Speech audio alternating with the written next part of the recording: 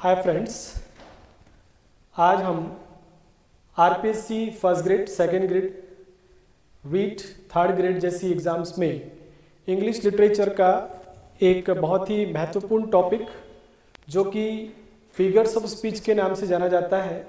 ये topic figures of speech के नाम से जाना जाता है और इस टॉपिक के अंतर्गत first grade, second grade, wheat, third grade और बहुत सारे एग्जाम जहाँ पर लिटरेचर में फिगर्स ऑफ स्पीच टॉपिक आता है, उस टॉपिक को लेकर के आज हमारा स्टडी विद प्रयास चैनल जो यूट्यूब पर है उसमें इंग्लिश सब्जेक्ट के वीडियोस की प्लेलिस्ट में हमारा एक नया वीडियो यहाँ पर हम जोड़ने जा रहे हैं।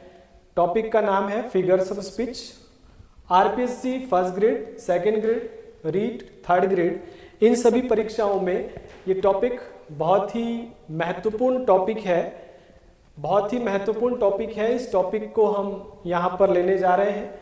इस टॉपिक के बारे में मैं आपको बता देता हूँ कि ये टॉपिक जो है फिगर्स ऑफ स्पीच के नाम से जाना जाता है। फिगर्स ऑफ स्पीच में सीधा सा है कि ये हमारे इंग्लिश की जो पोइट्री जॉनर है, उस पोइट्री जॉनर के अंदर जितने भी अलंकार हैं, जिन्हें हम हिंदी में अलंकार कहते हैं, इन अलंकारों को लेकर अंग्रेजी में जो फ्रेज यहाँ पर इंपॉर्टेंट कहा जाता है वो है फिगर्स ऑफ स्पीच। मैं आपको बता देता हूँ कि फिगर्स ऑफ स्पीच जो है वो हमारे चारों ही एग्जाम्स के अंदर जो टॉपिक्स हैं, कुछ टॉपिक तो कॉमन है, जैसे सिमिली है, मेटाफर है, पर्सनिफिकेशन है, अलिट्रेशन है। ये जो टॉपिक हैं they are so important topic. So assonance है, ये टॉपिक आपके रीट और थर्ड ग्रेड रिक्रूटमेंट एग्जाम के अंदर है। इसी तरह से सेकेंड ग्रेड इंग्लिश के सिलेबस में आयरनी, सटायर, हाइपरबोल, ओनोमोटोपोइया, इस तरह के टॉपिक सेकेंड ग्रेड के इंग्लिश के पेपर में इनके साथ मतलब simile, metaphor, personification, alliteration, irony, satire, hyperbole, onomatopoeia, ये सारे जो टॉपिक हैं ये आपके सेकेंड ग्रेड के सिलेबस में है। और इसी प्रकार से सेनेक्डकी और ऑक्सीमोरन करके जो दो फिगर्स ऑफ स्पीच हैं ये आरपीएससी फर्स्ट ग्रेड के सब्जेक्ट के पेपर में वहाँ पर ये दो अलग से फिगर्स ऑफ स्पीच हैं। तो ये जो वीडियो हमारा ये first grade, second grade, third grade, REET और राइम जो टॉपिक है ये भी आपका रीट के लैंग्वेज टू इंग्लिश सिलेबस के अंदर आपको मिल जाएगा। तो ये सारे टॉपिक एक ही वीडियो में समाहित करने की कोशिश हमने की है।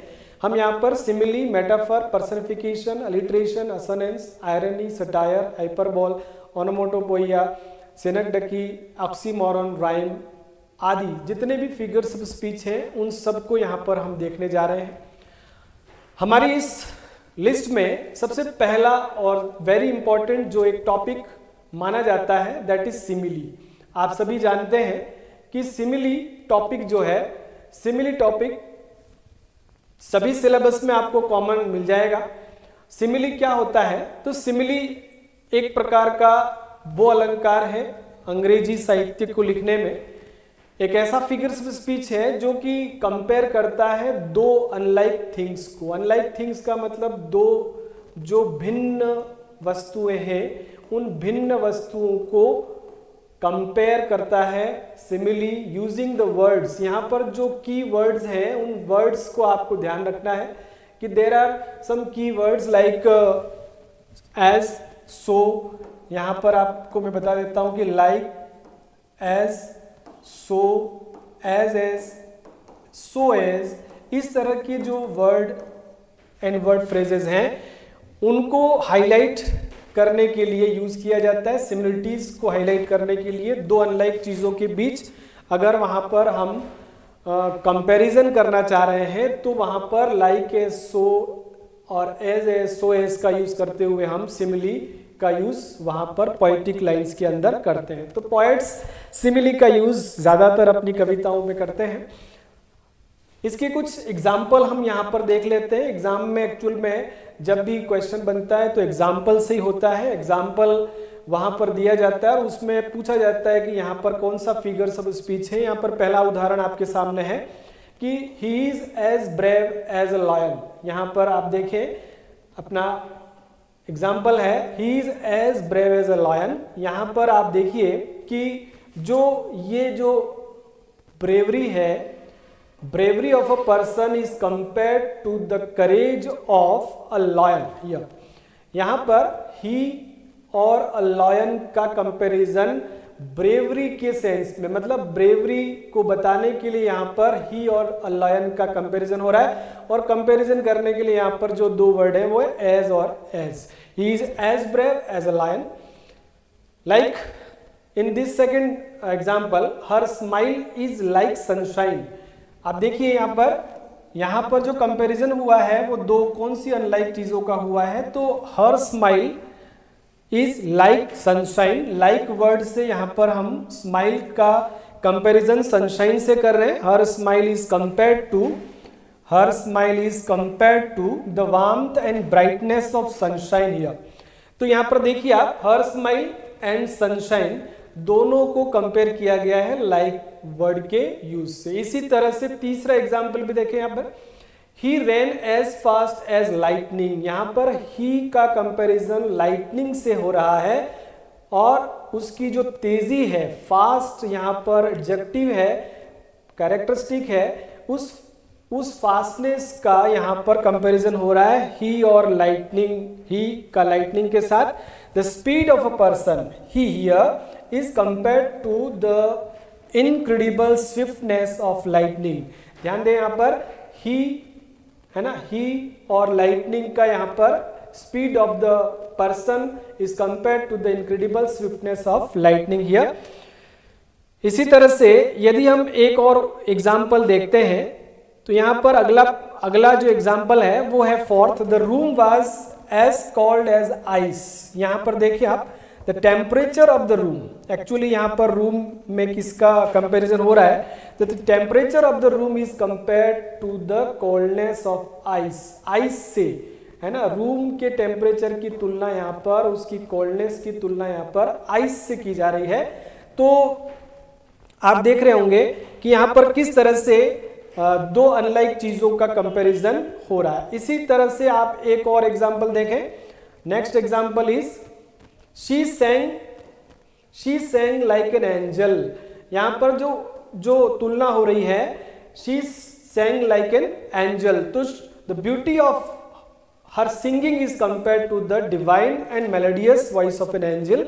तो शी जो गाती है वो एंजल की तरह गाती है। तो यहाँ पर भी लाइक का यूज हुआ है। देखिए आप एज लाइक सो एज जैसे वर्ड के साथ दो अनलाइक थिंग्स का यदि वहां पर हम कंपैरिजन करते हैं, सिमिलरिटीज दिखाते हैं, तो there is simile, figure of speech is use there simile. तो सिमिली को आप समझ गए होंगे आई होप। इसी तरह से सिमिली के कुछ और एग्जाम्पल हम यहाँ पर देख लेते हैं। आप एग्जाम्पल देखें, यहाँ पर कुछ एग्जाम्पल्स बता रखे हैं कि life is like a dream. Like को देख ले पहले, तो सबसे पहला आइडेंटिफाई करने का सबसे इंपॉर्टेंट जो की वर्ड है यहाँ पर वो है आपका लाइक। ठीक है, यहाँ देखिए आप एज का यूज हुआ है, यहाँ पर देखिए आप लाइक का यूज हुआ है। ठीक है, यहाँ पर भी लाइक का यूज हुआ है, यहाँ पर भी एज का यूज हुआ है, यहाँ पर भी लाइक का यूज हुआ है, यहाँ पर भी एज का यूज हुआ है, यहाँ पर भी लाइक का यूज हुआ है। तो आप देखिए फटाफट मैं आपको इन एग्जांपल्स को एक बार फिर बताता हूं कि life is like a dream. Life is compared to a dream here with the word like. She is as beautiful, she beauty of she is compared with a rose beauty here. तो यहाँ पर देखिए रोज की सुंदरता से उसकी सुंदरता की तुलना की गई है। इसी तरह से her words are sweet like honey, यहाँ पर उसके शब्दों की स्वीटनेस की तुलना हनी से की गई है। तो आप देखिए लाइक का यूज करते हुए वर्ड्स की स्वीटनेस की तुलना हनी से कर रखी है। इसी तरह से we bear her along like a pearl on a string, यहाँ पर हर जो है, हर की तुलना यहाँ पर जो है वो पर्ल से की गई है, किसी स्ट्रिंग के पर्ल से हर को यहाँ पर कंपेयर किया गया है with the word like I wandered lonely as a cloud. यहाँ देखिए जो आपका वर्ड्सवर्थ है वो अपने आप को आई कह रहा है डैफोडिल्स पोयम में, और वो अपनी तुलना, अपनी वांडरिंग की तुलना यहाँ पर क्लाउड से कर रहा है कि जैसे क्लाउड वांडर करता है इसी टाइप से वर्ड्सवर्थ भी वांडर कर रहा है। इस टाइप की तुलना यहाँ पर वर्ड्सवर्थ ने खुद की तुलना एक बादल से की है और यूज किया है एज का। इसी प्रकार से देखें आप आगे, she hangs like a star, यहां पर she is compared with a star, है ना, her hanging is compared with a star in the dew of our song. तो यहां पर आप देखें शी और स्टार की तुलना लाइक से की गई है। Like that life is as tedious as a twice old tale, यहां पर ये टीडियसनेस की बात है, टेंडियस में टीडियस ही होता है उबाऊपन, उबाऊपन किसकी उबाऊपन की बात यहाँ पर हुई है, तो लाइफ के उबाऊपन की तुलना यहाँ पर ट्वाइस टॉल्ड टेल से की गई है। मतलब दो बार अगर किसी कहानी को कहा जाता है तो वो उबाऊ सी लगती है ना, और जीवन भी उतना ही उबाऊ है। तो life is compared with a twice told tale here, ठीक है। नेक्स्ट एग्जाम्पल इज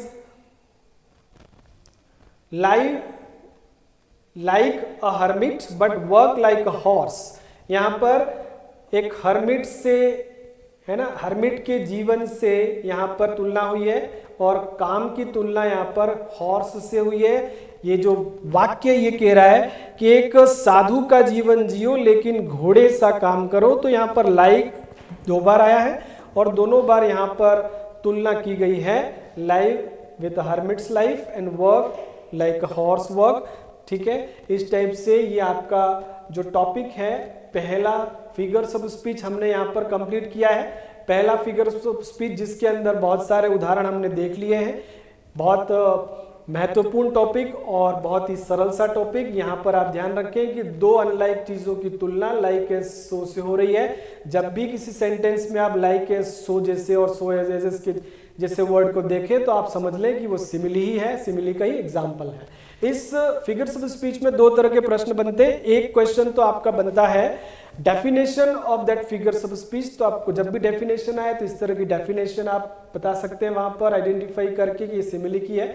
और एक एग्जाम्पल से क्वेश्चन आ सकता है कि एग्जाम्पल में आपको आइडेंटिफाई करने के लिए कह सकता है कि यहाँ पर कौन सा फिगर्स ऑफ स्पीच यूज हुआ है। तो आपके बहुत सारे एग्जाम्पल्स थे जिसके अंदर हमने कॉमन सी बात देखी कि लाइक एज सो एज जैसे वर्ड से दो अनलाइक चीजों की तुलना, कंपैरिजन यहाँ पर दिखाया गया है, तो उसी को हम कहते हैं सिमिली, ठीक है।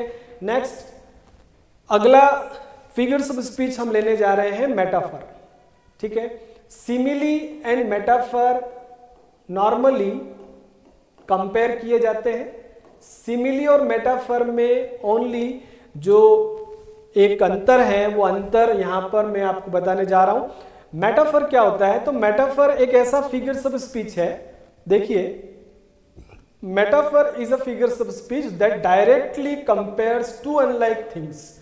बात वही है कि दो भिन्न वस्तुओं की तुलना यहां पर की जा रही है by stating that one is the other, मतलब ये कहने की कोशिश कि जो पहला है वैसा ही दूसरा है। विदाउट यूजिंग, यहां पर एक फ्रेज याद रखें आप, विदाउट यूजिंग वर्ड लाइक और एज, यहां पर बिना लाइक और एज और सो जैसे शब्दों का प्रयोग किए, without using this words we compare to unlike things here. ये आपको अंतर ध्यान रखना है, वहां पर सिमिली में लाइक एज का यूज हुआ है, यहां पर लाइक एज का प्रयोग नहीं होता। It is use to create strong imagery, evoke emotions और प्रोवाइड डीपर मीनिंग।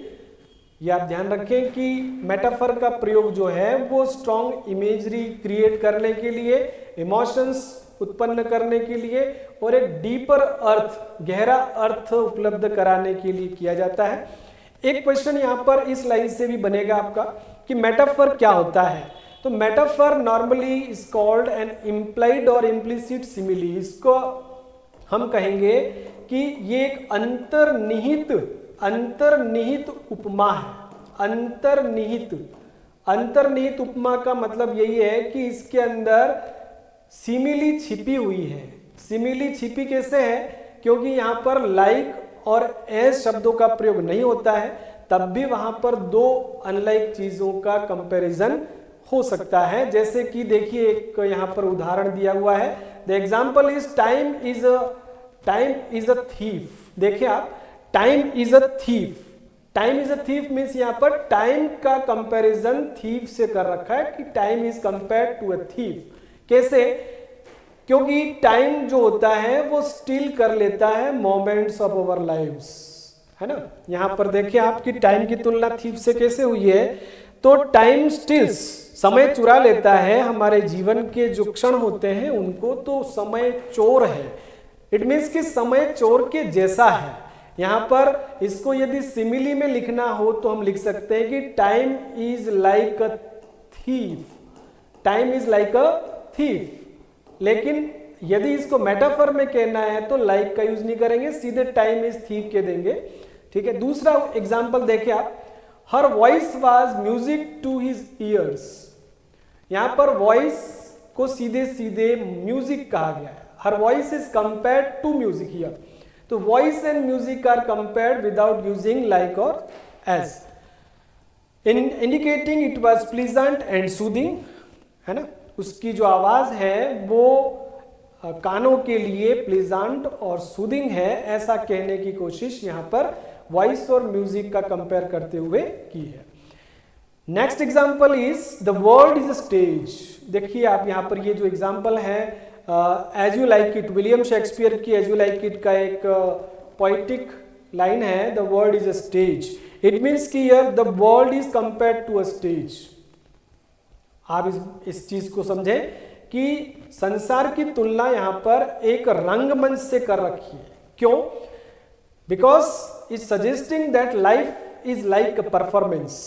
क्योंकि इस दुनिया में जो भी व्यक्ति जन्म लेता है उसका जो जीवन होता है वो एक परफॉर्मेंस की तरह होता है जो इस दुनिया के स्टेज पर उसको निभाना होता है।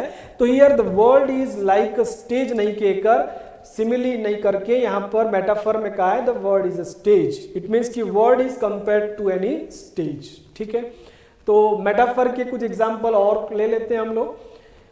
देखिए next example is he has a heart of stone. He has a heart of stone mean कि हिज हार्ट इज कंपेयर्ड, यहां पर उसका जो हृदय है वो कंपेयर हुआ है स्टोन से। मीन ही इज अनफीलिंग और इमोशनली कोल्ड, मतलब कि वह निर्दयी है, पत्थर दिल है, उसका दिल निर्दयी है या पत्थर दिल है, ऐसा कहने की कोशिश की गई है। तो he has a heart of stone, तो हार्ट ऑफ स्टोन कहने का मतलब हार्ट इज एज स्टोन, यहां पर हम अर्थ निकाल सकते हैं। Fifth example is the classroom was a zoo. Here the classroom is compared to a zoo. Why? Because there was chaotic and noisy, है ना। Class was chaotic and noisy like a zoo here. So classroom is compared to a zoo without using word like as. So here the classroom was a zoo कह दिया गया है। इसको यदि simile में बोलना चाहें आप लिख सकते हैं the classroom was like a zoo, but implied simile या मेटाफोरिक लैंग्वेज में आप बोलोगे the classroom was a zoo। ठीक है। आप आई होप कि आपने सिमिली और मेटाफर दोनों को समझा होगा। सिमिली और मेटाफर में जो बेसिक डिफरेंस है, the basic difference is like, as और सो जैसे शब्दों के बिना यहां पर हम मेटाफर बोल सकते हैं और उन्हीं शब्दों के यूज के साथ हम कंपैरिजन को, दो अनलाइक चीजों के कंपैरिजन को सिमिली कहते हैं। तो ये बहुत ही इजी से दो फिगर्स ऑफ स्पीच थे, सिमिली और मेटाफर। ध्यान देना, मेटाफर में ये क्वेश्चन जरूर बनेगा, आप याद कर लें कि मेटाफर को इम्प्लाइड और इम्प्लिसिट सिमिली कह सकते हैं, अंतर्निहित उपमा कह सकते हैं, क्योंकि बिना लाइक एज सो का प्रयोग किए यहाँ पर हम कंपैरिजन कर रहे हैं। ठीक है। तो आपके दो फिगर्स ऑफ स्पीच यहाँ पर हमने कर लिए। आई होप कि आपको दोनों समझ में आ गए होंगे, अच्छे से आपने समझे होंगे। There are some more examples about metaphor, फटाफट देख लेते हैं। Life is not a bed of roses, जीवन को यहाँ पर एक फूलों का सेज नहीं कहा गया है, क्योंकि जीवन कांटों से भरा हुआ होता है, इसलिए यहाँ पर life is not like a bed of roses कहा गया। The news you brought was a dagger, यहाँ पर न्यूज की तुलना डैगर से की गई है ना। जो खबर आई है वो छुरे की तरह है मेरे दिल के लिए, दिल में एक प्रकार से वो छुरे की तरह लगी है। Life is but a walking shadow, here life is compared to a walking shadow. ध्यान दें, जीवन को यहाँ पर एक चलती हुई परछाई कहा गया है। Like that he is the star, he is compared to a star, here he is called the star of the family. O west wind thou breath of autumn being, यहाँ पर ध्यान दें कि ब्रेथ ऑफ ऑटम कहा गया है west wind को। West wind is compared to a breath of autumn. Here he is now the sunset of his days, sunset of his days का मतलब वह अपने जीवन के अंत में है ना, बुढ़ापे में है। इस प्रकार से उसके बुढ़ापे की तुलना सनसेट से की गई यहाँ पर। And the last example is Shivaji was the lion of the battlefield, Shivaji is compared to the lion for his bravery in battlefield. ठीक है, तो आपके मेटाफर के बहुत सारे उदाहरण हमने देख लिए हैं। Our next figures of speech is personification. देखिए आप नेक्स्ट फिगर्स ऑफ स्पीच यहां पर हम जो डिस्कस करने जाएंगे वो है पर्सनिफिकेशन। पर्सनिफिकेशन को यदि आप हिंदी में कहते हैं, हिंदी के अलंकारों में इसे हम मानवीकरण अलंकार कहते हैं। इसके अर्थ में ही स्पष्ट है, इसका मीनिंग छिपा हुआ है, इसके नाम में ही छिपा हुआ है। देखिए आप, पर्सन लिखा है, पर्सनिफाई करना। अब किसको पर्सनिफाई करना, तो जो मानव नहीं है उसको मानव की तरह प्रस्तुत करना ही पर्सनिफिकेशन है। This literary device is where human qualities, देखिए यहां पर किस चीज का मानवीकरण हो रहा है, तो यहां पर human qualities, human traits, emotions और actions are attributed to non human entities, objects, animals और एब्स्ट्रैक्ट आइडियाज। मीन जो निर्जीव वस्तुएं हैं, नॉन ह्यूमन बीइंग्स हैं, एंटिटीज मीन्स बीइंग्स से ही है, नॉन ह्यूमन बीइंग्स कुछ वस्तुएं, कुछ जानवर, कुछ ऐसी एब्स्ट्रैक्ट आइडियाज जो हैं, अमूर्त जो विचार हैं, उनको आप यदि human qualities, human traits, human emotions, human actions से यदि जोड़ करके या उसके जैसा बताने की कोशिश करते हो तो उसको हम पर्सनिफिकेशन कहते हैं। This technique is often used to make descriptions more vivid, relatable और इमेजिनेटिव। आप ध्यान रखें कि ये जो टेक्निक है उसका प्रयोग जो है डिस्क्रिप्शन को ज्यादा विविड दिखाने के लिए, थोड़ा अलग दिखाने के लिए, संबंधित दिखाने के लिए, थोड़ा इमेजिनेटिव दिखाने के लिए पर्सनिफाई किया जाता है। यहाँ पर एक लाइन में अगर इसकी डेफिनेशन लिखी जाए तो giving human characteristics to something non human, मतलब किसी निर्जीव वस्तु को मानवीय विशेषताओं से युक्त कर देने की कोशिश ही पर्सनिफिकेशन है ना। और क्यों करते हैं ऐसा, टू क्रिएट इमेजरी और इवोक इमोशन, इमेजरी क्रिएट करने के लिए और इमोशंस को उत्पन्न करने के लिए पर्सनिफिकेशन का यूज किया जाता है। ठीक है, तो आप ध्यान कर लें इस बात का कि ये जो आपका फिगर्स ऑफ स्पीच है उसके कुछ एग्जाम्पल हम यहां पर देखेंगे, ये आप क्लियर हो जाएंगे कि कैसे ऐसा होता है। देखिए आप, here in this example the wind, देखिए the wind howled through the night. Here the wind is described as howling a human action. ऐसा लग रहा है जैसे कोई मानव जो है वो गुर्रा रहा है, वैसे यहाँ पर हवा को यहाँ पर डिस्क्राइब किया गया है कि हवा हाउलिंग कर रही है थ्रू द नाइट। तो विंड को यहाँ पर इस प्रकार डिस्क्राइब किया गया है जैसे कोई इंसान गुर्रा रहा है। तो देखिए आप, विंड तो एक इनएनिमेट ऑब्जेक्ट है जिसको यहाँ पर एक मनुष्य जैसा प्रस्तुत करने की कोशिश की गई है।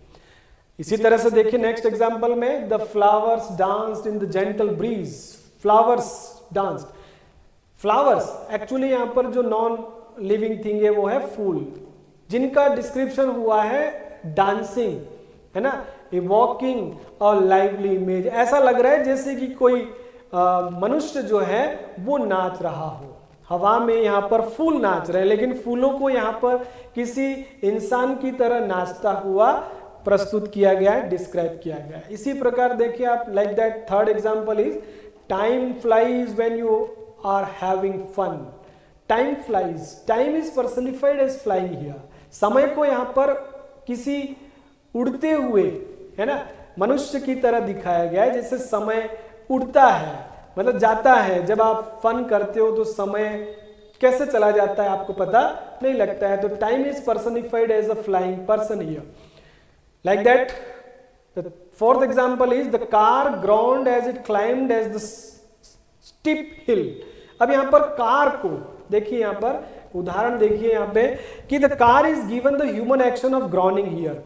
आप देखें कि कार जो है उसको यहाँ पर इस प्रकार प्रस्तुत किया गया है जैसे कि वह गुर्रा रही है, क्योंकि यहाँ पर ग्रॉन शब्द जो है वो ऐसा लग रहा है जैसे कि कोई मनुष्य वहां पर ग्रॉनिंग कर रहा है, लेकिन कार को यहाँ पर ग्रॉनिंग करता हुआ दिखाया गया है। ठीक है, तो एग्जाम्पल्स ये सारे आपके पर्सनिफिकेशन के थे। कुछ और एग्जाम्पल हम देख लेते हैं। यहाँ पर देखिए पर्सनिफिकेशन दिख रहा है इस वर्ड के अंदर, experience is the best teacher. देखिए यहाँ पर एक्सपीरियंस एक एब्स्ट्रैक्ट आइडिया है जिसको कि यहाँ पर एक बेस्ट टीचर के रूप में प्रस्तुत किया गया है कि अनुभव एक बहुत ही अच्छा शिक्षक होता है, क्योंकि अनुभव हमें एक अच्छे शिक्षक की तरह सिखाता है। Love is blind, here love is personified because love is an abstract idea. So here love is personified as a blind man, है ना। प्रेम अंधा होता है ना, अंधे व्यक्ति की तरह होता है, तो यहाँ पर लव इज ब्लाइंड कहा गया है। इस प्रकार लव को पर्सनिफाइड किया गया।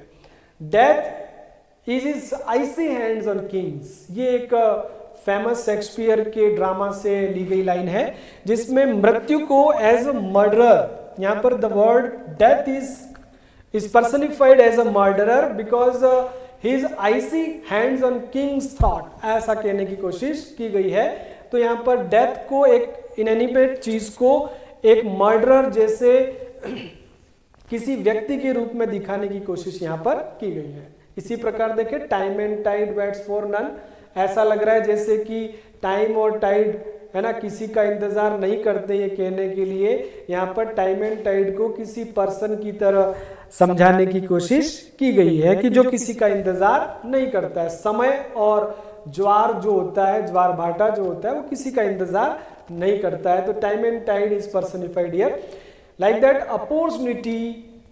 अपॉर्चुनिटी, ये गलत लिखा हुआ है, opportunity knocks at the door but once, ये सेंटेंस है, ये राइट सेंटेंस है। Opportunity knocks at the door but once, opportunity एक ऐसी वस्तु के रूप में यहाँ पर दिखाया गया है कि अवसर जो होता है वो केवल दरवाजे पर एक ही बार नॉक करता है। इट मीन्स कि अपॉर्चुनिटी को एक किसी इंसान की तरह दिखाया गया है जो दरवाजे पर नॉक कर रहा है। तो आप देखिए कि this are some examples of personification.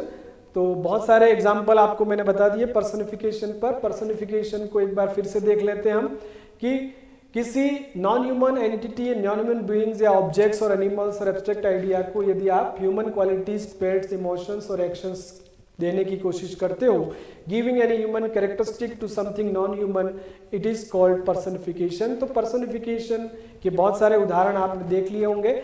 उसके बाद हम नेक्स्ट जो लेने जा रहे हैं figures of speech using in poetry is alliteration. Alliteration Hindi में अलंकार यदि हम पढ़ते हैं हिंदी और संस्कृत में, तो जैसे अनुप्रास अलंकार होता है वही अंग्रेजी में अलिट्रेशन है। अलिट्रेशन किस तरह का लिटरेरी डिवाइस है जहां पर consecutive words in a sentence और phrase begin with the same consonant. यहां पर एक इंपॉर्टेंट सी बात देखिए आप, सेम कॉन्सोनेंट साउंड से यदि किसी सेंटेंस या किसी फ्रेज में यदि कंसेक्यूटिव वर्ड्स आ रहे हैं, ठीक है, और इसका जो उद्देश्य होता है वो किसी लाइन में रिदमिक और मेलोडिक इफेक्ट पैदा करने के लिए होता है। अनुप्रास अलंकार का प्रयोग भी हम जब पढ़ते हैं तो काव्य की सुंदरता को एनहांस करने के लिए रिदम और मेलोडी इफेक्ट लाने के लिए किया जाता है। तो इसको और सरल शब्दों में अगर देखें हम तो यहाँ लिखा है the repetition of the same consonant sound, the repetition of the same consonant sound मतलब एक ही व्यंजन ध्वनि का यदि वहां पर दोहराव हुआ है, रिपीटिशन हुआ है किसी एक पोएटिक लाइन में, तो वहां पर अलिट्रेशन होगा। लेकिन कहां पर? तो at the beginning of the closely connected words, मतलब शब्द के आरंभ में अगर कोई कॉन्सोनेंट यदि वहां पर सेम कॉन्सोनेंट अलग अलग शब्दों में बिगिनिंग ऑफ द वर्ड यदि वहां पर रिपीट हुआ है तो दैट इज कॉल्ड अलिट्रेशन। ठीक है, अलिट्रेशन को और यहां पर स्पष्ट किया हुआ है कि alliteration is often used to create pleasing rhythm, ये बात ऊपर आ चुकी है, एम्फेसाइजिंग सर्टेन वर्ड्स और make phrases easier to remember, ताकि वो जो फ्रेज जो लाइंस यूज कर रखी है वो इजीली किसी को भी याद रह जाए, इसके लिए अलिट्रेशन का यूज किया जाता है। तो नॉर्मली आपकी डेफिनेशन की बात आती है तो आप ये लाइन जरूर याद रखें, the repetition of the same consonant sound at the beginning of closely connected words in any sentence or any phrase that is called alliteration। इस चीज को आप एग्जाम्पल से और अच्छे से समझ लेंगे। देखें यहाँ पर कुछ उदाहरण दे रखे हैं, आपको मैं स्पष्ट करता हूँ alliteration इस लाइन में कैसे है। आपको भी इसी प्रकार लाइन दे देगा और कहेगा कि वहां पर कौन सा फिगर्स ऑफ स्पीच है। तो इस सेंटेंस में देखें आप, यहाँ पर मैं कुछ शब्द आपको दे रहा हूँ कि सेंग वर्ड में पहला लेटर, सॉन्ग का पहला लेटर, सिक्स का पहला लेटर, देखो ये तीन अलग अलग वर्ड है। तीनों वर्ड का जो फर्स्ट लेटर है वो कॉन्सोनेंट साउंड क्रिएट कर रहा है। तो इन एस कॉन्सोनेंट साउंड का यहाँ पर कंजिक्यूटिव तरीके से लगातार रिपीटिशन हुआ है। So here alliteration is used in this line. Clear? ठीक है। इसी प्रकार यदि हम इस एग्जाम्पल को देखें तो हाउ हैप्पी हियर, ही, यहां देखिए आप H H H and H, ये एच कॉन्सोनेंट जो है साउंड है वो यहां पर 4 बार रिपीट हो रहा है। ठीक है, so here also alliteration. A smooth and street fast soul, देखिए S S and S are repeated thrice here, 3 बार एस का रिपीटिशन इस लाइन में हुआ है। So we can call it alliteration। showing something selfless and small, ये line और लंबी है, यहाँ पर देखिए आप something भी है, selfless भी है and small भी है। तो smooth, street fast, soul, something selfless and small, सब में s यहाँ पर 6 टाइम यहाँ पर रिपीट हुआ। thick as a thief was the tree, यहाँ पर th साउंड जो है थ कॉन्सोनेंट साउंड यहाँ पर 2 बार रिपीट हुआ है, थिक एंड थिफ। ठीक है। He stood and stared and something Sublime, देखिए यहाँ पर stood, stared, something and Sublime, तो यहाँ पर 4 बार एस कॉन्सोनेंट साउंड का रिपीटिशन सक्सेसिव तरीके से हुआ है। तो आप देख लें एक बार फिर से कि किस तरह से यहाँ पर अलिट्रेशन का यूज हुआ है कि किसी भी पोएटिक लाइन के अंदर वर्ड्स का जो पहला लेटर है या पहला जो साउंड है वो यदि कॉन्सोनेंट साउंड है और वो रिपीट हो रहा है तो उसे हमने अलिट्रेशन कहेंगे। ठीक है। इसी तरह से अगला हमारा जो फिगर्स ऑफ स्पीच है दैट इज असोनेंस। असोनेंस क्या होता है? देखिए आप, असोनेंस को हम अलिट्रेशन ही कहते हैं, लेकिन यहां पर अनुप्रास जो हो रहा है वो स्वर का हो रहा है। इतना थोड़ा सा अंतर है कि यहां पर हम जो रिपीटिशन देखेंगे वो स्वरों का देखेंगे, वाउल्स रिपीटिशन।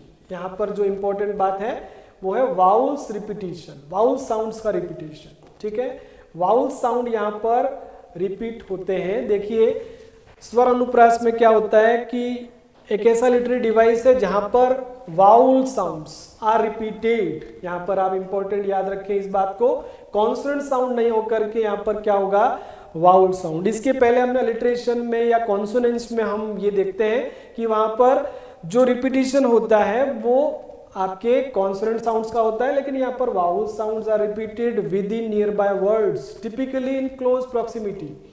वहां पर देखना कि पास पास में है ना, ईच अदर अगर देखा जाए तो without the consonants needing to match, वहां पर कॉन्सोनेंट को मैच होना जरूरी नहीं है, वहां पर केवल रिपीटिशन जो होगा वो वाउल साउंड्स का नियर बाय वर्ड्स में होगा। ठीक है, particularly with in line of a poetry और प्रोज, वहां पर पोएट्री और प्रोज कहीं पर भी इस प्रकार का स्वर अनुप्रास हो सकता है। इसका भी उद्देश्य वही है, रिदम और मूड को क्रिएट करने के लिए स्वर अनुप्रास या असोनेंस का भी यूज किया जाता है, और ये एक म्यूजिकल और हार्मोनियस इफेक्ट आपके स्पीच के अंदर या राइटिंग में पैदा करने की कोशिश या पैदा करने का उद्देश्य इसका होता है। ठीक है, तो असोनेंस के भी कुछ एग्जाम्पल देखते हैं, आप क्लियर हो जाएंगे असोनेंस कैसे हैं। देखिए आप इन एग्जाम्पल्स में देखना, the rain in Spain stays in mainly in the plain। देखिए आप इस एग्जाम्पल में देखिए आप क्या रिपीट हो रहा है, तो यहां पर एक साउंड है वाउल साउंड ए आई आई जो आपका साउंड है वाउल साउंड, ये यहां पर 4 बार रिपीट हो रहा है। ठीक है, it is a vowel sound I. ठीक है, जो यहां पर rain Spain mainly and plain में रिपीट हो रहा है। इसी तरह से दूसरे एग्जांपल में देखें, हियर द मेलो वेडिंग बेल्स, मेलो वेडिंग बेल्स, यहां पर A and A is repeated thrice, यहां पर ए करके जो आपका साउंड है वाउल साउंड रिपीट हो रहा है। मेलो वेडिंग बेल्स में सब में ए का यहां पर बार बार रिपीटिशन आ रहा है, तो ये एक वाउल साउंड है। वाउल साउंड एक्चुअली मोनोथोंग्स और डिफथोंग कोई भी हो सकता है। वहां पर यदि आपने फोनेटिक्स पढ़ा हो तो वहां पर आपके 20 देयर आर वाउल साउंड्स। ठीक है, जिनमें आपने देखा होगा कि 12 तो आपके मोनोथोंग्स होते हैं और 8 देयर आर डिफथोंग्स, ग्लाइड्स और डिफथोंग्स 8 होते हैं। तो इन 12 और 8 सभी वाउल साउंड में से किसी भी वाउल साउंड का यहाँ पर असोनेंस में रिपीटिशन लाइंस में अलग अलग वर्ड्स के दरमियान हो सकता है। देखिए आप next example, a lonesome groan is known, यहाँ पर ये देखिए आप low grow and know, O is repeated here thrice. ठीक है, तो इस तरह का रिपीटिशन आपको देखना है। The cool pool was full of drool, यहाँ पर ऊ एंड ऊ, यहाँ पर ऊ जो आपका साउंड है U is repeated thrice here in this line, so here is assonance। तो assonance को आप समझ गए होंगे I hope. alliteration and assonance में ये बेसिक डिफरेंस है। alliteration जो होता है उसमें कॉन्सोनेंट साउंड का आप देख रहे हो, कॉन्सोनेंट साउंड्स का रिपीटिशंस यहाँ पर अलग अलग बार अलग अलग वर्ड्स में देखा गया है, लेकिन असोनेंस में वाउल साउंड्स जो हैं वो आपके रिपीट होते दिख रहे हैं आपको, ये आप ध्यान रखिए। आप next, our next figures of speech is here hyperbole. Next is hyperbole. Hyperbole क्या होता है?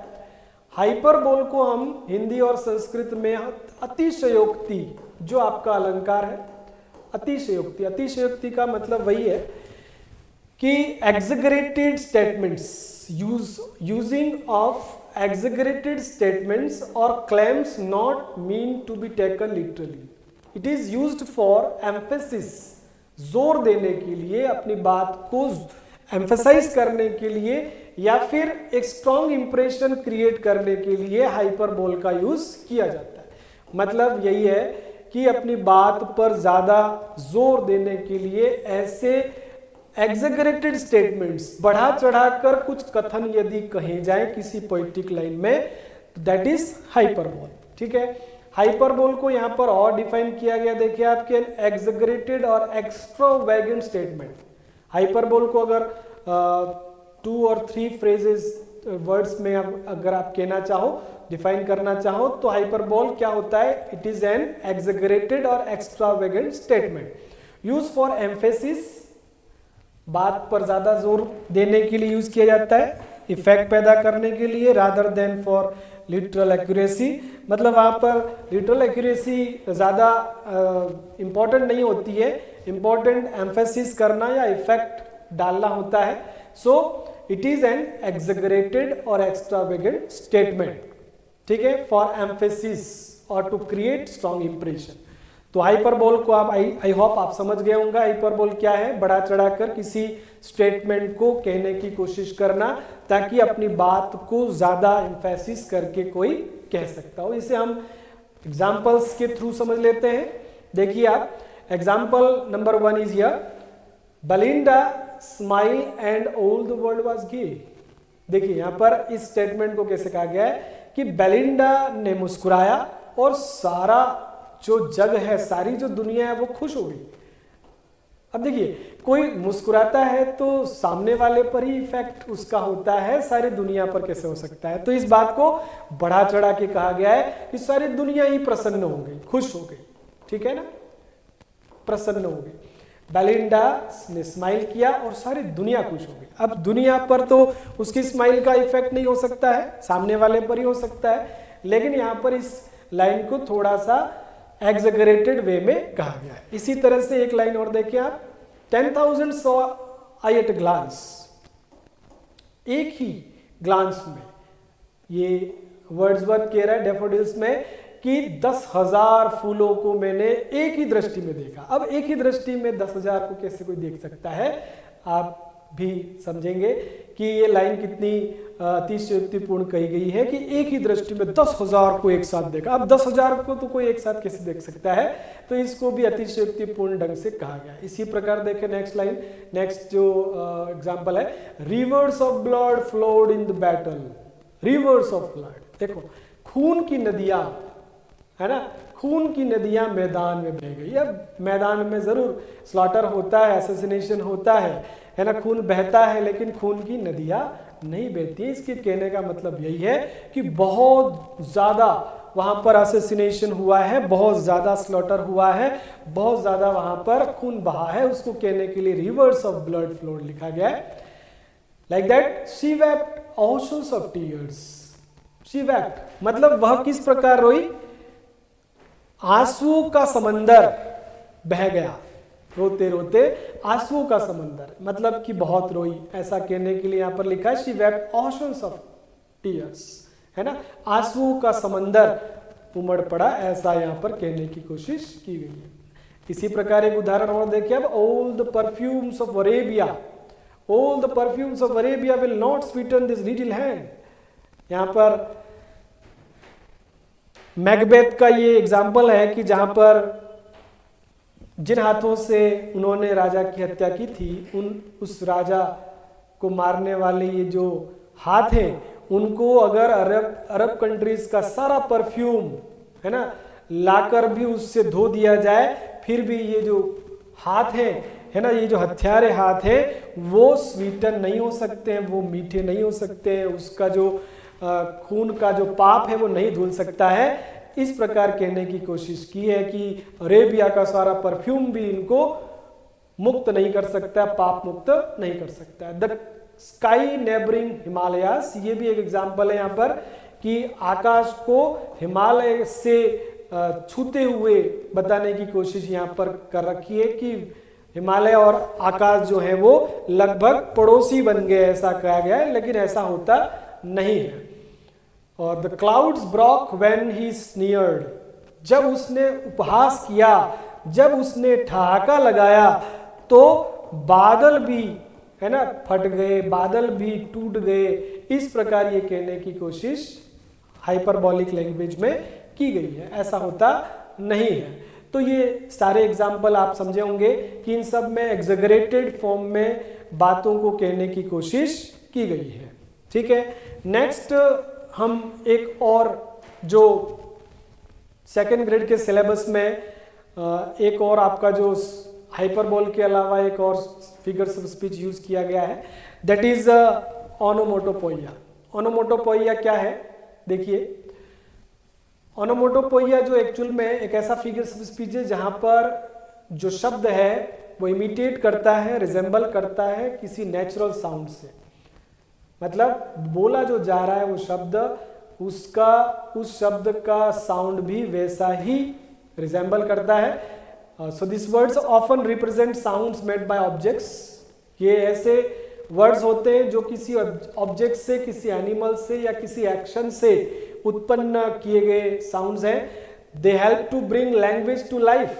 ये भाषा को सजीव बनाने के लिए इस प्रकार के शब्दों का प्रयोग किया जाता है। या फिर सेंसरी एक्सपीरियंस, मतलब कि जो आपका इंद्रिय अनुभव है उसको क्रिएट करने के लिए भी इन शब्दों का प्रयोग किया जाता है। ओनोमोटोपोइया जो होता है वो कुछ इस प्रकार होता है। आप देखिए, मैं यहाँ पर आपको समझा रहा हूँ उदाहरणों से। The bees buzzed in this world, buzzed, the word buzzed imitates the sound made by bees. कैसे ओनोमोटोपिया हुआ कि जो मधुमक्खियां होती हैं उनकी आवाज, एक्चुअल में जो आवाज निकलती है वो रिजेंबल कर रही है इस वर्ब से, बज, है ना। एक्चुअली बीज भी जो आवाज निकालती है वो बज जैसी निकालती है और यहाँ पर बज्ड लिखा हुआ है। तो buzz, buzzing of bees is compare is यहाँ is similarized with buzz word here. The water gargled, here the word gargled, gargled का मतलब यहाँ पर क्या है, साउंड ऑफ फ्लोइंग वाटर, पानी का बहने की जो आवाज है उसको यहाँ पर गर्गल्ड वर्ड से लिखा गया है और वैसी आवाज वहां पर फ्लोइंग वाटर की भी होती है जैसा कि ये वर्ब है। There was a loud bang, bang on the door. अब यहाँ पर देखिए बैंग वर्ड जो है वो उसमें ओनोमोटोपोइया है। कैसे, जब किसी दरवाजे को अपन धड़ाम से मारते हैं तो उसकी आवाज बैंग करके आती है और ये वर्ब भी बैंग ही है जिसका यूज यहाँ पर ओनोमोटोपोइक वर्ड के रूप में किया गया। Like that the wind was हाउलिंग, here the word हाउलिंग, हाउलिंग, wind की आवाज को हाउलिंग कहा गया है तो हाउलिंग में यहाँ पर ओनोमोटोपोइया यूज हुआ है। द बीज आर बजिंग, यहाँ पर एग्जांपल पहले आ चुका है, बीज का जो आवाज होता है वो बजिंग होता है। And the next sound is the cat was mewing, म्याऊ, म्यूइंग का मतलब म्याऊ म्याऊ की आवाज, है ना। म्याऊ म्याऊ की आवाज कैट करती है तो म्यू जो होता है, म्यू को यहाँ पर ओनोमोटोपोइया यूज किया गया है क्योंकि बिल्ली की ओरिजिनल साउंड भी म्याऊ म्याऊ होती है और इंग्लिश वर्ड भी उसमें म्यूइंग ही है। एंड द नेक्स्ट और last example is the snake हिजेस।